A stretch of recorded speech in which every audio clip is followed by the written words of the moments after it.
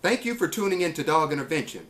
You know, there are millions of dogs out there that need to be rehabilitated because they're overweight or they have behavioral issues. And in most cases, the owners need more help than the dogs.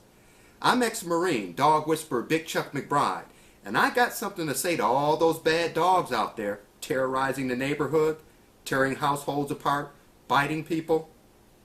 I'm coming to see you, and it ain't gonna be no social visit.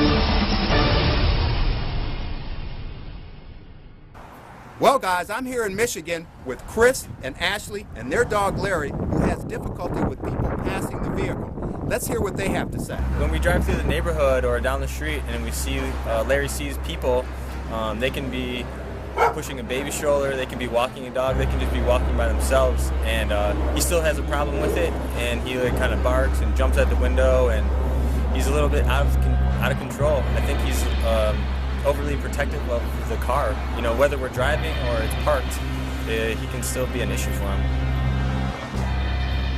On our way here, he was actually barking at some people walking down the side of the road, growling. When you leave him in the car for just a few minutes, whether you're in their car or not, he is barking crazy at everyone, jumping at the door, growling, scratching. It's crazy.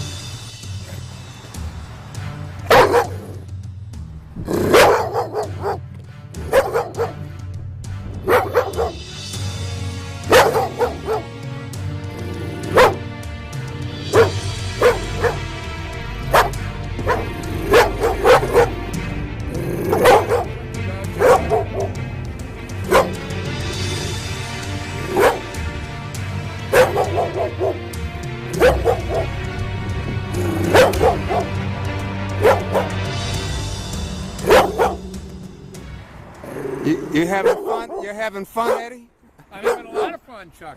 We certainly don't want him to hop out of that car now, do we? Don't let him jump out.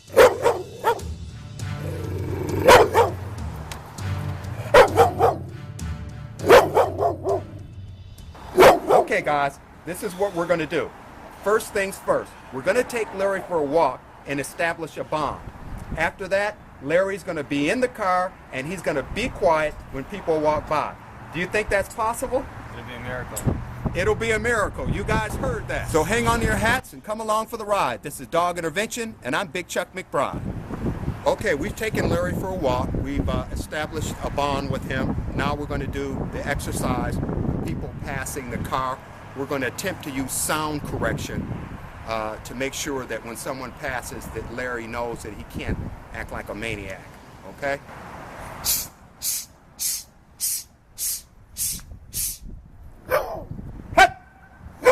Hi. Hi. Got a little closer that time.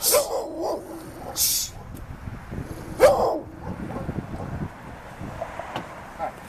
He hit it. Okay, come on, Bob.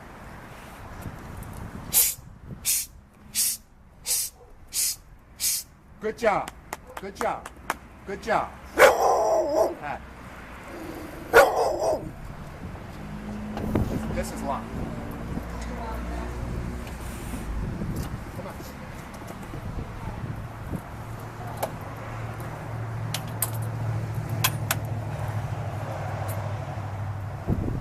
So I'm going to do a technique right here where I put this through here. You see what I'm doing? I'm leash leading. Okay? So I'm going to sit here with him while somebody comes by. When he barks, I'm going to correct. Okay? You ready? Who's the volunteer? Me? should I do? Just walk by. A little bit further off.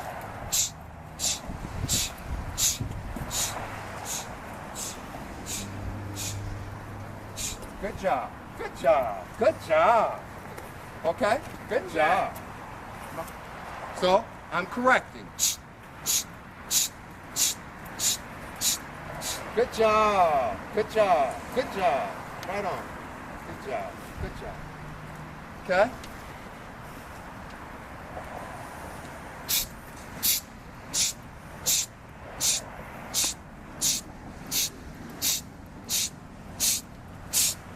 Good job. Good job. Stop right there, Eddie. No, not yet.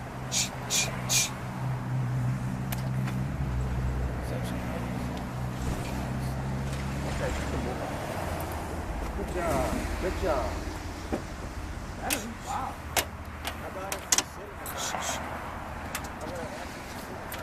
Good job. Yes. Good job. Good job. Good job. Okay? So now, we said you said he went in the car 4 times. But before you said that he wouldn't get in the car. No, 3 or 4 times is time. Right. So I'm gonna show you again how dog language is. I'm not gonna say a word to your dog, he's gonna jump in the car. Okay? Shh, shh.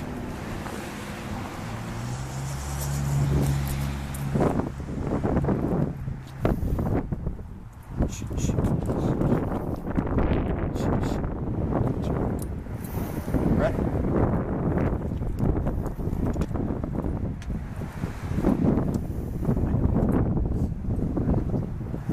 The difference is, the first time we didn't ask him in his language to go in the car. What we did is what most humans will do. We'll say, oh baby, let me pick you up, let me help you. And so it becomes learned behavior to him. In other words, you taught him how to get in the car. And the process was, come here, do this, fidget around, and then owner helps me in. We taught him a new way to get in the car on his own. So that's the new way.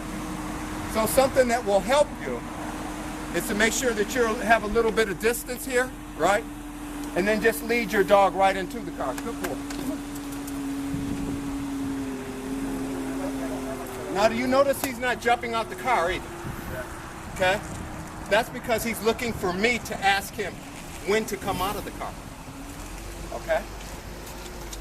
So we're gonna, good job, good job, good job. Do you notice that your dog is a little bit more focused on me? Yeah. That's because one of his hurdles was people walking past the car and he didn't know how to handle it.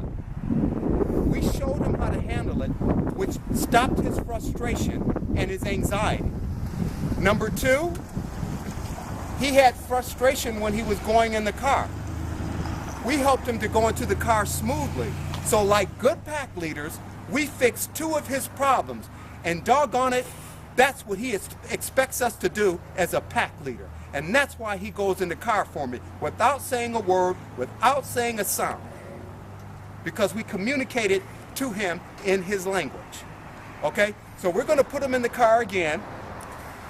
And we're going to do the exercise again just to make sure it's not luck. Okay? All right, so we're going to go for 3 times in a row in the car, and we're going to go for twice in a row with not barking at people when they walk by, okay?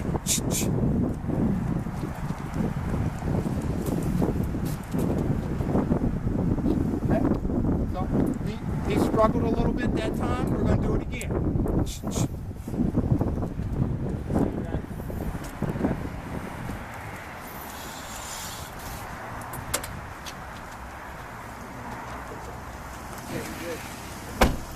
Okay. Okay, Eddie. We're going to try it again. Am I good or am I good? I have to ask Dennis, am I good or am I good? Oh, Here. Well, the dog is definitely learning. I've seen a lot of progress in the last few minutes. Okay. Great. All right. We don't want me to just walk Just by? walk by.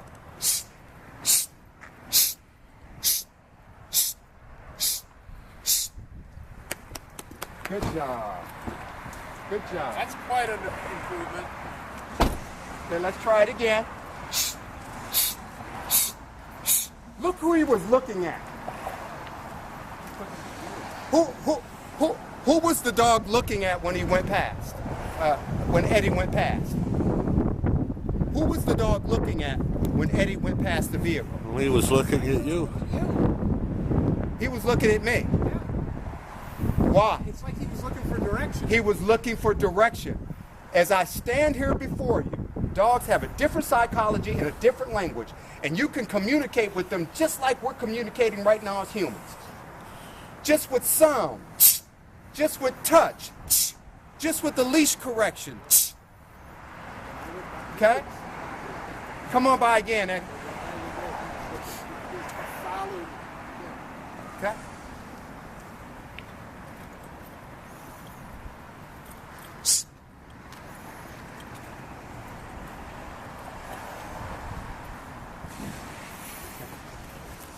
Good job. Good job. Good job. Okay. Now, I don't want him to come out until I ask him to come out, so I just touch, which means in his language, sit tight. Just that simple touch. Okay? And then I ask him out in his language, which is movement of the hand. Okay, so what I want to see you do is put him in the car. I'm going to step back, and I'm going to see how you do when Eddie walks by. Okay? Excellent. Now put your lead through the window. Okay? Now I want you to stand right over here where you are, and we're going to have Big Dennis, my faithful cameraman and assistant whisperer. And then we're going to have Big Eddie. Hey, Big Chuck. He's just a really great guy, and he's an assistant also. What up, dog? Okay? Okay, turn around.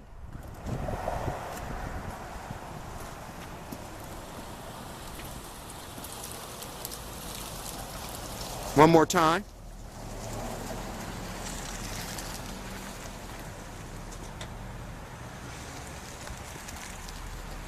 Good job. Now give him a double pat. Good job.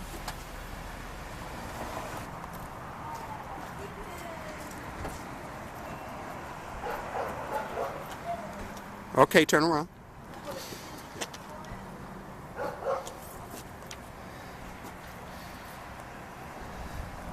Give him a double pat.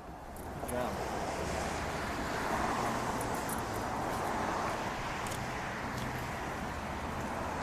Good boy. See how calm he is? Much calmer. That's because he's relieved. Dennis, or should I say Big Dennis, is going to walk Big Buddy past the car. Now, stop for a second. Chris, there's going to be no difference in correcting for a dog than a human, correct? Okay. All righty, let's move.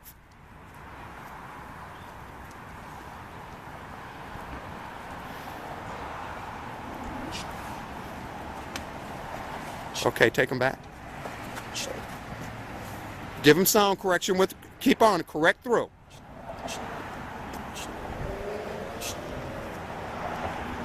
Great. One more time, Dennis.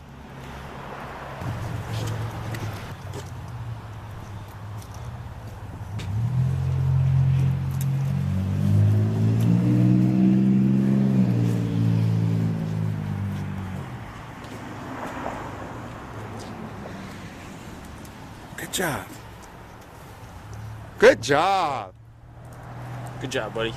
Well, it looks like we got Larry squared away with the cars and inadvertently getting into the car. What do you say, Chris? I can't wait to put him in the car next time, just so it was so easy to actually get him in the car. I can't believe how quiet he is now when people are walking past. Even another dog, it's such a difference. Spectacular? Flattery will get you everywhere, my friend. Yeah. What about you, Ashley? You can definitely tell a difference in how he's acting. He's much calmer and not so up in your face. We had taken Larry to a trainer, and it didn't seem to work out. I'm actually surprised some of just the words, the way you explained some of the things into just a different way. It seemed, I'm excited for the opportunity for what a better dog I think that he can actually be. He was on the verge, you know, but needed some of that little bit extra, you know, convincing. Maybe I needed it extra convincing, but you say it in a certain way, and it's easier to understand and pick up and, you know, carry that forward. Isn't it amazing how simple dog language is, dog psychology is? If you just use calm, consistent correction and follow through and continue to be calm and consistent, you'll do it every time.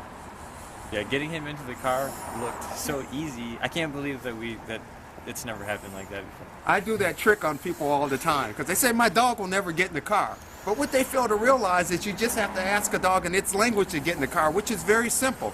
It means you lead him to the car and you give a little upward momentum when he goes into the car. And in his language, it's the same as another pack leader showing another dog how to get over an object or how to get up out the water onto the bank. So it's a pretty simple procedure if you just use calm, consistent correction and follow through. And always make sure that your energy is calm. And two rules. Never let your dog lead you. And if your dog isn't calm, correct him. Simple rules. Right. Okay. Thanks, guys. I'm ex-Marine Dog Whisperer Big Chuck McBride, and thanks for tuning in to Dog Intervention.